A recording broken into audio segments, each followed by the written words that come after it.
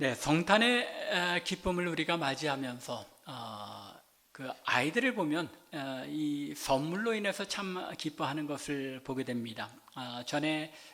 얼마 전에 한번 말씀드리기도 했지만 어린아이들은 선물을 받으면 선물 자체에만 큰 관심이 있죠. 그러나 나이가 들어가면 어떻습니까? 선물을 받으면 그 선물이 가진 의미에 더 큰 관심을 가지게 됩니다. 이 선물을 왜 내게 준 것인가? 이 선물이 의미하는 바가 무엇인가 하고 깊이 생각하게 될수록 우리는 보다 더 성숙해 간 사람이구나, 이제 나이가 들어가는구나 하는 것을 이제 느끼게 됩니다. 크리스마스, 이 땅에 하나님의 선물로 오신 예수 그리스도의 탄생에 관해서도 역시 마찬가지인 것 같습니다. 우리가 신앙이 어릴 때일수록 크리스마스 자체, 성탄 자체에 아기 예수께서 이 땅에 오셨다는 점에만 관심을 두고 기뻐합니다. 즉, 예수님께서 이 땅에 오셔서 내가 구원을 얻게 되었다는 이 사실, 이 기쁨에만 감격하고 관심을 두고 기뻐하는 것입니다.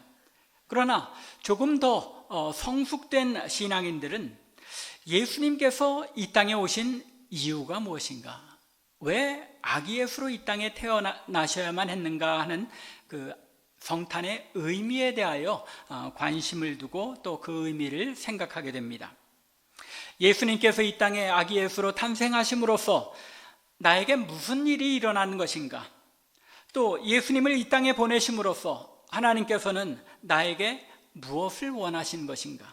그리고 이 세상에서 내가 어떤 존재로 살기를 원하셔서 나를 위하여 아기 예수를 이 땅에 보내셨는가 하고 그 의미에 대하여 생각하게 되는 것입니다.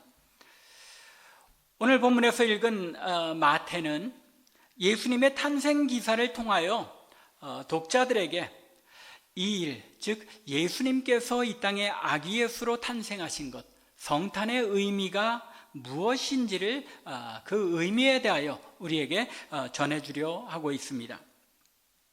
다른 모든 복음서들, 아니 신약 성경을 지은 모든 성경의 저자들도 마찬가지이지만 특별히 이 마태는 예수님께서 이 땅에 오신 것이 구약 성경의 오랜 예언들을 성취한 것임을 드러내는데 특별한 관심을 기울였습니다.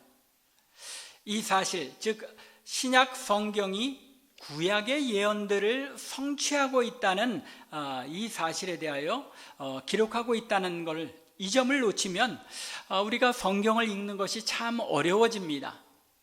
왜 그러냐면 구약에서 분명하게 예수님에 대하여 예언하고 있는 것을, 예수님을 모르면 이 구약이 뭘 얘기하고 있는 건지 깨달을 수 없고, 또 신약 성경을 읽어보면 구약 성경에서 예언한 것들을 신약 성경에서 이야기하고 있는데 이게 어떻게 예수님께 나타났다는 것인지 이해하기가 어려운 것입니다.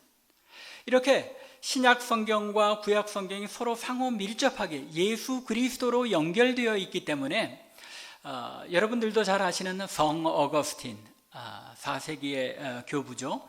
이 성 어거스틴은 신약은 구약 속에 숨겨 있고 구약은 신약에 드러나 있다라고 이야기합니다.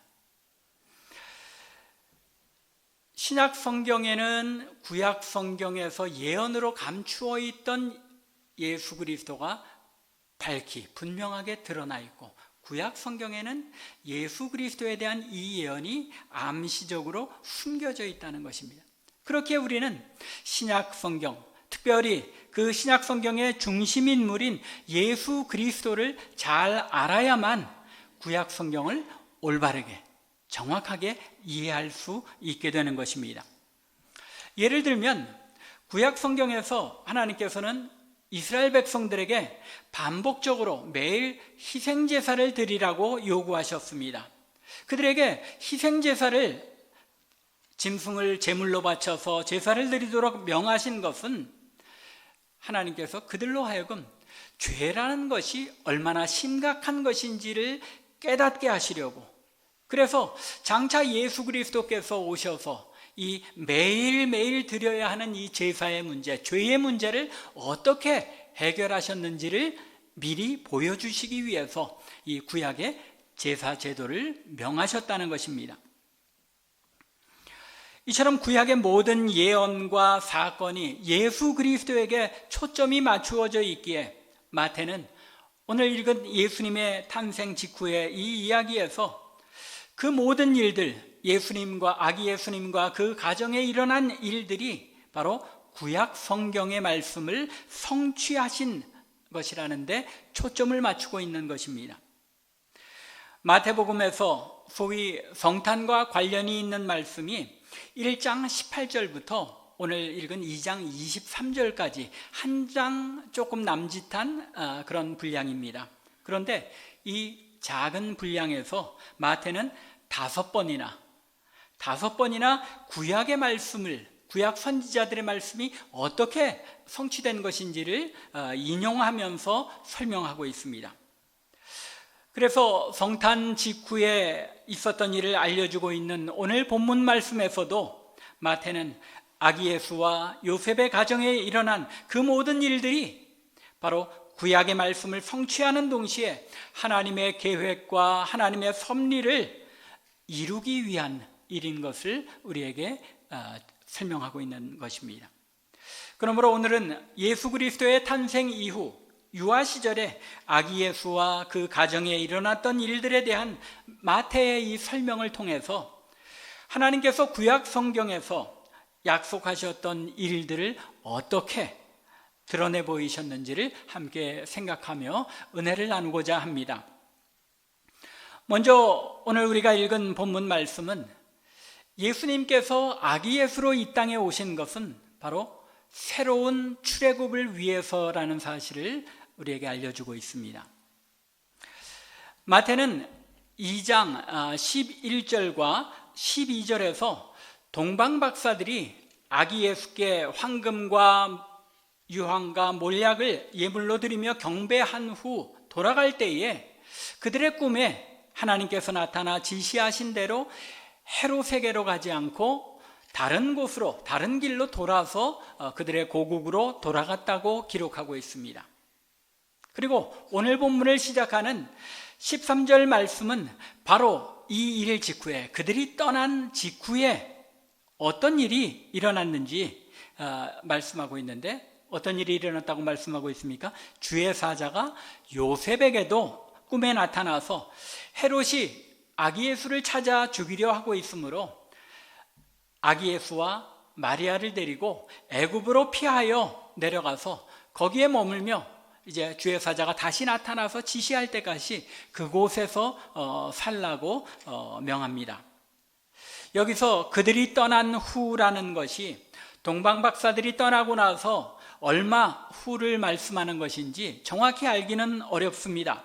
하지만 14절에서 요셉이 일어나 밤에 아기와 그의 어머니를 데리고 애굽으로 떠나갔다는 이 말씀에 비추어 볼 때 동방박사가 떠나고 나서 아마 하루나 이틀 상간에 이루어진 일이 아닐까 생각합니다. 왜냐하면 동방박사가 돌아갈 때에 헤롯에게 들려서 알려주기로 했는데 이 헤롯 왕이 기다리는 기간이 하루 이틀 정도는 기다려줬다가 우리가 읽은 것처럼 아기들을 학살하는 그런 명령을 내렸을 것이기 때문입니다. 그런데 왜 주의 사자가 하필이면 애굽으로 내려가서 애굽으로 도망하라고 지시하였던 것일까요? 요셉이 마리아와 아기 예수를 데리고 애굽으로 내려간 데에는 현실적인 이유가 있었습니다. 애굽이 이스라엘에서 지리적으로 가장 가깝기도 합니다. 그저 이스라엘의 가장 남단에 이르러서 조금만 더 내려가면 애굽입니다. 또 당시에 이 애굽에 여러 도시들이 있었는데 이 애굽의 여러 도시에 대략 학자들이 추정하기를 한 100만 명 정도의 유대인들이 각 도시에마다 흩어져서 공동체를 이루고 살았다고 합니다. 이 사람들이 어떤 사람들입니까?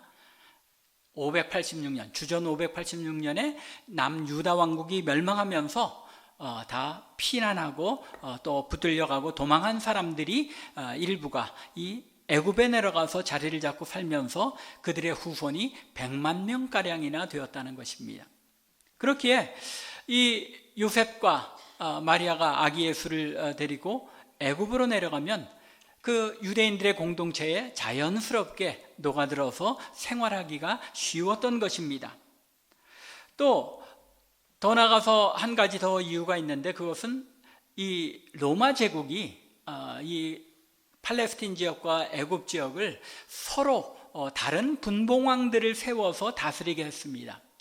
이 로마 제국의 정책이 각 지역을 여러 사람의 분봉왕들을 두고 그 사람들로 하여금 그 지역을 다스리게 했는데, 애굽 지역은 또 다른 분봉왕이 다스리고 있었기 때문에 이 가나안 지역을 다스리고 있던, 유대 지역을 다스리고 있던 헤롯 대왕이 거기까지 정치력이 이를 수 없는 곳이기도 했습니다.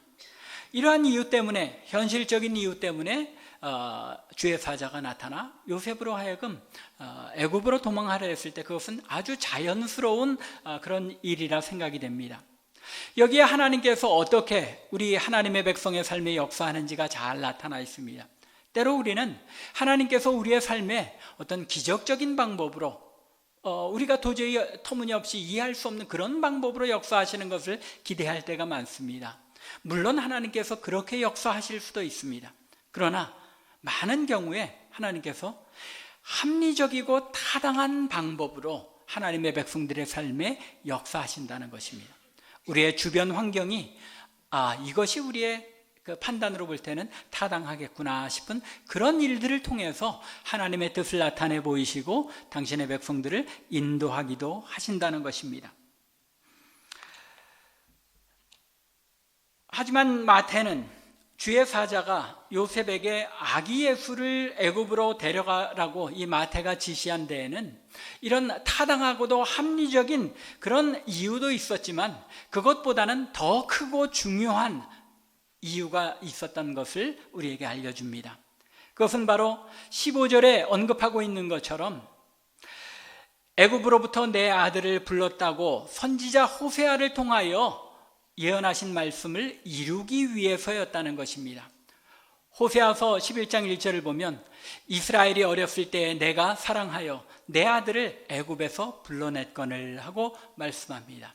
마태는 이 말씀을 인용하면서 예수님의 탄생이 이 호세아 선지자의 예언의 말씀을 성취한 것이다 라고 설명하고 있는 것입니다. 그런데 사실 이 호세아서 11장 1절과 2절을 보면 호세아 선지자가 내가 내 아들을 애굽에서 불러냈거늘 하고 말씀한 것은 이어지는 2절에서 나타난 것처럼 그렇게 내가 내 아들을 애굽에서 불러내고 이 민족을 이루게 하였음에도 불구하고 선지자들이 그들을 부를수록 그들은 점점 멀리하고 바알들에게 제사하며 아로새긴 우상 앞에서 분향하였느니라. 그들이 하나님께서 그들을 출애굽시키셔서 하나님의 백성 삼으셨음에도 불구하고 하나님을 섬기기보다는 우상을 섬기는 패역을 행하였다는 것을 책망하며 하신 말씀인 것을 알 수 있습니다. 그런데 마태는 이 호세아서의 말씀, 내가 내 아들을 애굽에서 불러냈다는 이 말씀이 사실은 예수 그리스도께서 이루실 사건을 가리키고 있는 말씀이라고 보았던 것입니다. 여기에는 조금 설명이 더 필요할 것 같습니다. 이스라엘 백성들에게 있어서 구약의 출애굽 사건은 굉장히 중요하고 큰 사건입니다. 그런데 마태는 이 구약의 놀라운 출애굽 사건이 그것이 지닌 참된 의미가 예수 그리스도를 통하여 이루어지고 성취되었다고 보고 있는 것입니다. 이게 무슨 뜻인지 말씀드리자면 구약의 출애굽은 애굽의 바로 왕에게 속박을 당하며 노예의 삶을 살고 있던 이스라엘 백성들을 하나님께서 모세를 통하여 구원하신 놀라운 이스라엘 역사의 전무후무한 중요한 구원의 사건입니다. 그런데 마태는 하나님께서 모세를 통해 이스라엘을 바로왕의 손에서 구원하신 이 놀라운 구원의 사건이 그것 자체로만 의미가 있는 것이 아니라 거기서 한 걸음 더 나아가서 하나님께서 예수 그리스도를 통하여 이루실 구원 사역을 미리 보여주는 예표적인 사건이다라고 보았다는 것입니다. 마태는 제2의 모세, 아니 모세보다도 더 위대한 구원자이신 예수 그리스도께서 새로운 바로라고 할 수 있는 헤롯 왕의 압제 아래에 있는 하나님의 백성들, 더 나아가서는 사탄의 속박에 묶여있는 모든 하나님의 백성을 구원하시기 위해 이 땅에 오셨다는 사실을 주장하고 있는 것입니다. 예수님께서 새로운 출애굽, 아니 더 완전한 출애굽을 이루기 위하여 이 땅에 오셨다는 사실, 이 사실이 마태에게는 너무나도 중요한 사실이었던 것입니다. 마태뿐만이 아닙니다. 예수님의 제자들이 대부분 예수님께서 이 땅에 태어나셔서 십자가에 달려 죽으신 이 사건이 새로운 출애굽이다라고 이해했던 것이 분명한 듯합니다. 왜냐하면 누가 역시 예수님께서 이 땅에 오신 것이 출애굽을 이루기 위한 일임을 암시하고 있기 때문입니다. 누가복음 9장 후반부를 보면 소위 변화산 사건이라는 것이 기록되어 있습니다. 변화산 사건이 무엇을 의미하는지 잘 모르시는 분들도 혹시 계실 것 같아서 간단하게 설명드리자면, 예수님께서 베드로와 요한 그리고 야고보만 데리고 산에 기도를 하러 올라가셨습니다. 그런데 예수님께서 기도하시는 중에 예수님의 용모가 변화되었습니다. 그리고 영광 중에 모세와 엘리야가 나타나서 예수님과 대화를 나누신 사건을 가리켜서 변화산 사건이라고 우리가 부릅니다. 즉 용모가 변화하셨다고 해서 그 산에서 일어난 일을 변화산 사건이라고 부르는 것입니다. 그런데 하여튼 이 예수님께서 변화하셔서 영광 중에 영광의 구름 속에 들어가셨을 때에 누가 나타났다는 것입니까? 모세와 엘리야가 나타나서 예수님과 이야기를 나눕니다. 그런데 그 이야기 나눈 내용이 무엇이라고 31절에 말씀합니까? 영광 중에 나타나서 장차 예수께서 예루살렘에서 별세 하실 것을 말할세라고 말씀합니다. 여기에 별세라는 단어가 공교롭게도 누가는 헬라어 단어 중에서 엑소두스, 영어로 말하면 뭡니까? 출애굽이라는 단어를 사용해서 예수님께서 세상을 떠나시는 이 사건이 출애굽, 새로운 또 하나의 출애굽 사건인 것을 암시하고 있는 것입니다. 즉 누가도 예수님께서 이 땅에 오셔서 이루신 그 구원의 사건이 당신의 백성들을 사탄의 세력과 속박으로부터 탈출시키기 위한 새로운 출애굽이라고 생각했다는 것을 우리가 알 수 있는 것입니다. 이와 마찬가지로 마태는 하나님께서 아기 예수를 애굽으로 피난시켰다가 다시 올라오게 하시는 이 사건을 통해서 장차 예수님께서 이루실 새로운 출애굽, 보다 완전한 출애굽 사건을 상징적으로 나타내 보이셨다고 생각했던 것입니다. 이것이 구약 성경에 대한 이 마태의 이해였던 것입니다. 마태는 구약의 출애굽 사건이 예수 그리스도로 말미암아 죄의 속박에서 벗어나게 하실 보다 완전한 새로운 출애굽을 상징하는 것으로 설명하고 있는 것입니다. 그러므로 아기 예수께서 이 땅에 성탄으로 오신 것은 바로 여러분들과 저의 새로운 출애굽, 즉 사탄의 손에서, 사탄의 권세에서 우리를 구원하여 구출해내기 위하여 오셨다는 사실입니다. 성탄의 의미, 그것은 우리를 새로운 출애굽을 통하여 하나님의 백성 삼으시기 위한 것입니다. 두 번째로 오늘 본문 말씀은 아기 예수께서 어둠의 세력을 대적하기 위하여 이 땅에 태어나셨다는 것을 알려주고 있습니다. 마태는 16절에서 헤롯이 베들레헴 지역의 2살 이하의 모든 사내 아이들을 다 죽인 그 사건에 대하여 언급하면서 17절과 18절에서도 이 일이 누구의 예언을 성취한 것이라고 말씀합니까? 예레미야 선지자의 예언을 성취한 것이다 라고 언급합니다. 흔히 헤롯 왕이 어린아이들을 죽인 일에 대하여 역사적으로는 입증된 바가 없다고, 과연 그렇게까지 잔인하게 어린아이들을 다 죽였을까 하고 생각하는 사람들도 종종 있기는 합니다. 그런데 역사 기록에 의하면 이 헤롯 대왕, 헤롯이 이제 성경에 헤롯이 참 여러 사람이 나옵니다. 이 헤롯의 자녀들, 자손들이 이제 왕으로 이렇게 언급되는데, 오늘 본문에 언급된 이 헤롯은 헤롯 대왕을 말합니다. 그런데 이 헤롯 대왕이 굉장히 잔인한 사람이었다는 것이 역사적으로 기록이 되어 있습니다. 로마의 역사 속에 이 헤롯이 저지른 그 죄상을 기록하고 있는데, 이 자신의 권력을 지키기 위하여 자기의 아내와 아들도 3명이나 죽이는 그런 그 악독한 사람이었습니다. 뿐만 아니라 자기 이전에, 헤롯 대왕 이전에 그 이스라엘을 통치했던 왕조가 하스모니아 왕조라는 이제 왕조였는데, 그 왕조에 속했던 인물들과 또 이 헤롯 궁전에 있던 300여 명이나 되는 궁정 관리들을 즉석에서 다 죽여버렸다는 역사적인 기록이 있을 정도로 이 헤롯 대왕은 아주 잔인한 그런 인물이었던 것입니다. 그런데 그 당시에, 예수님 당시에 베들레헴의 전체 인구가 대략 몇 명 정도였을 것 같습니까? 학자들이 대략 추정하기는 예루살렘과 그 지역에 살던 사람들이 그 당시에 1000명 정도, 베들레헴이 작은 타운이라고 말씀드렸죠, 지난 수요일 날 설교에서. 이 작은 도시였기 때문에 한 1000명 정도 사는 그런 마을이었다고 합니다.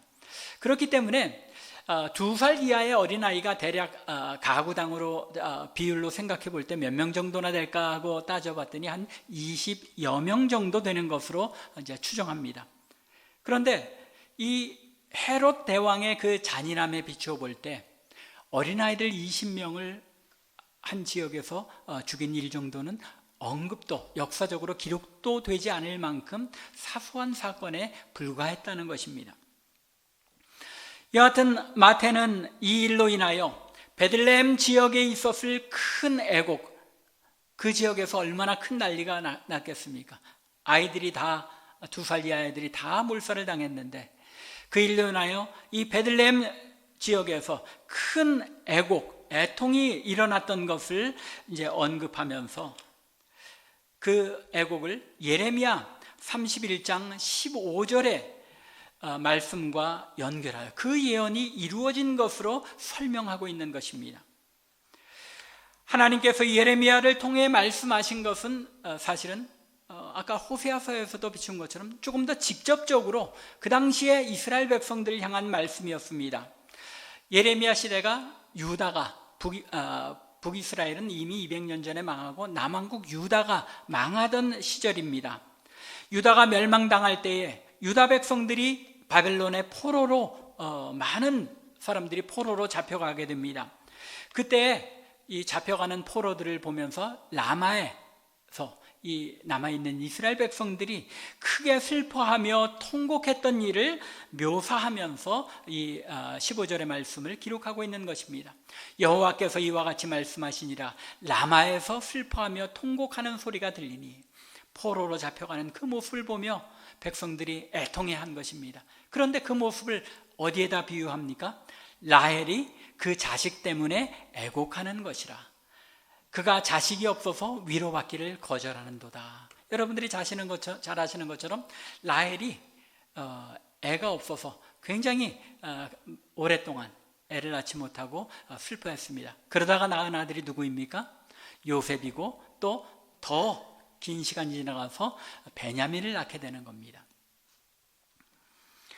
여기서 굳이 마태가 예레미야서의 이 말씀을 헤롯의 이 말씀이 헤롯의 유아학살 사건으로 성취되었다고 본 이유는 바로 이 라헬 때문입니다. 라헬의 무덤이 바로 베들레헴에 있었기 때문입니다. 라헬이 베냐민을 낳고 죽어서 장사된 것이 바로 베들레헴이었기 때문에 라헬의 그 애곡이 장차 베들레헴에서 일어날 헤롯의 유아학살로 통곡하게 된 이 사건을 예고한 것이라고 마태가 생각했던 것입니다. 여하튼 마태는 헤롯이 유아들을 다 죽여가면서까지 아기 예수를 죽이려 했던 이 사건을 구약의 예언이 이루어진 사건으로 강조하면서 헤롯이 아기 예수를 통하여 하나님께서 이루시고자 했던 그 구원의 역사를, 그 구원의 사역을 방해하는 악한 인물이었던 것으로 강조하고 있는 것입니다. 마치 구약의 출애굽을 방해한 것이 누구였습니까? 애굽의 바로왕이었던 것처럼 이스라엘 백성들을 속박하고 하나님의 그 구원 사역을 방해했던 이 바로왕처럼 헤롯은 유아들을 죽이면서까지도 아기 예수를 죽이려고 했고 또 예수 그리스도를 통해 이루어질 이 새로운 출애굽을 방해하는 악한 인물이었다는 것입니다. 그런데 이 바로왕과 헤롯이 누구의 대리인이라는 것입니까? 바로 사탄의 대리자로서 하나님께서 예수 그리스도를 통해 이루실 이 구원 사역을 방해하고 있다는 것입니다. 그러나 하나님께서는 요셉을 통하여 아기 예수를 애굽으로 피신하게 하심으로써 헤롯의 계획을 무너뜨리십니다. 그리고 결국에는 예수 그리스도를 통하여 사탄의 세력을 물리치시고 죄와 사망의 권세로부터 당신의 백성들을 구원하시는 이 놀라운 구원의 은혜를, 구원의 사역을 완성하신 것입니다.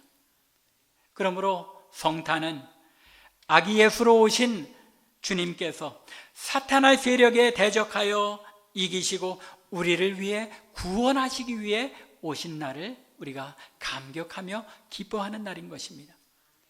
성탄의 두 번째 의미는 바로 악의 세력에 대항하여 우리를 구원하시기 위해 이 땅에 아기 예수로 오신 것이 바로 성탄이라는 것입니다. 마지막 세 번째로 오늘 본문 말씀은 아기 예수께서 천하고 멸시받는 자들을 위로하기 위해 오셨다는 사실을 우리에게 알려줍니다. 19절 이하에 기록된 바에 의하면 헤롯이 죽은 후에 주의 사자가 다시 애굽으로 올라가라고 이 요셉에게 나타나 아기와 그 어머니를 데리고 이스라엘 땅으로 돌아가라고 명합니다. 그 말씀대로 이제 요셉이 가족들을 이끌고 가나안 땅으로, 이스라엘 땅으로 돌아갑니다. 그런데 22절의 말씀을 보면 유다 땅 베들레헴으로 돌아간 것이 아니었습니다. 헤롯 대왕이 죽을 때에 이제 어떻게 하냐면 자기의 남은 세 아들을 이제 나누어서 자기가 통치하던 그 땅을 나누어서 통치하도록 이제 왕으로 세워놓고 죽습니다. 그 아들들이 헤롯 아켈라오, 헤롯 안디바, 그리고 또 헤롯 빌립인 것입니다. 이 신약 성경에 보면 이제 이 인물들이 예수님 시대, 예수님이 십자가에 못 박혀 돌아가실 때에도 역할을 하고 또 세례 요한도 죽이는 것을 이제 볼 수 있습니다. 여하튼 이 헤롯이 세 아들들을 이제 왕으로 분봉해서 다스리게 하는데 그 중에 아켈라오라는 인물이 아버지를 가장 닮은 악독한 인물이었습니다. 이 인물이 유대 땅을 다스리고 있다는 것을 요셉이 알게 되었을 때 요셉이 다시 한번 그곳에 가서 혹시 이 아기와 자기들이 해를 당하지 않을까 염려하고 두려워하게 되었던 것입니다. 그러자 다시 하나님께서 주의 사자를 통해 꿈에서 이제 지시하셔서 어디로 가게 하십니까? 나사렛 땅으로 가게 하시는 것입니다. 그것이 바로 23절 말씀입니다. 나사렛이란 동네에 가서 사니 이는 선지자로 하신 말씀에 나사렛 사람이라 칭하리라 하심을 이루려 함이라. 마태가 지금 또 한번 이 나사렛으로 예수님과 가족들이 돌아간 것을 무엇이라고 말씀하고 있는 겁니까? 선지자들의 말씀을 이룬 사건이다라고 말씀하고 있는 것입니다. 그런데 공교롭게도 이 구약 성경 선지자들을 다 읽어보아도 예수님께서 나사렛으로 가서 자라실 것이다 라고 기록한 말씀은 사실은 없습니다. 그래서 학자들이, 신학자들, 그리고 목사님들이 이 말씀 때문에 너무 많이 고민을 했습니다. 고민한 그 내용들을 다 알 필요는 없지만, 그러면서 이해하기를 아마도 마태가 구약의 선지서들에 언급된 이 예수님에 관한 내용들을 종합적으로 이해하고 설명한 말씀이 아닌가라고 생각합니다. 그러면서 특별히 이사야서 11장 1절에 보면 여러분들이 잘 알고 있는 말씀이죠. 이새의 줄기에서 한 싹이 난다라고 말할 때 거기서 한 싹이라는 단어가 히브리어로 네제르라는 단어입니다. 나시린과도 연결되어 있고, 이 나사렛이라는 저기도 니은, 시옷, 리을, 이게 히브리어는 이제 자음만 있다고 말씀드렸죠. 그래서 이 한 싹이 예수 그리스도께서 오실 것을 예언한 말씀인데, 여기에 한 싹이 네제르라는 단어로 사용되었기 때문에 이것이 바로 나사렛 사람일 것을 말씀한 것이다라고 이해하고는 합니다. 더 이상 깊이 그 논쟁이 어떻게 전개되는지 자세히 언급할 필요는 없으리라 생각됩니다. 하지만 여기서 우리가 주목해야 할 점은 아기 예수께서 나사렛에 거주하여 살게 된 것이 어떤 의미를 지니냐는 것입니다.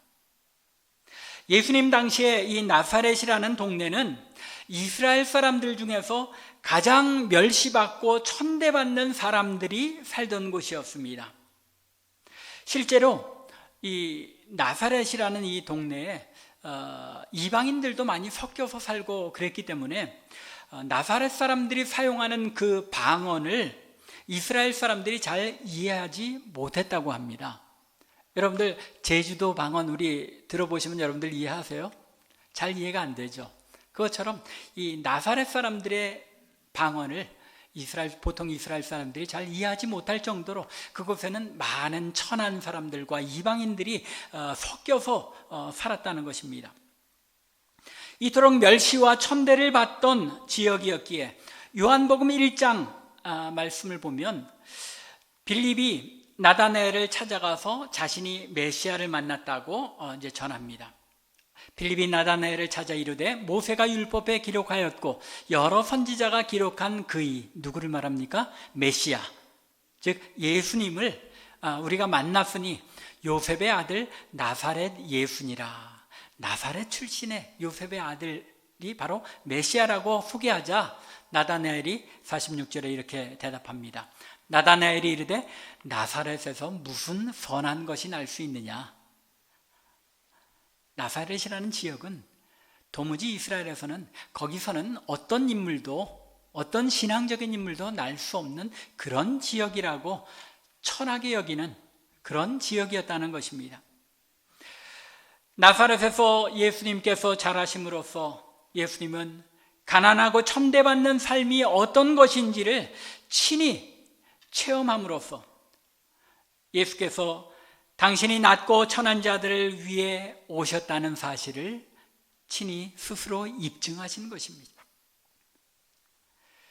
멸시와 천대를 받는 나사렛 사람이 되심으로써 가장 연약하고 상한 심령들을 위로하고 구원하시기 위하여 아기 예수로 이 땅에 오셨다는 사실을 자신의 삶으로 입증하신 것입니다. 성탄의 의미, 그것은 예수님께서 나사렛 예수로 낮은 자들을 위해 오셨다는 사실을 마태는 선포하고 있는 것입니다.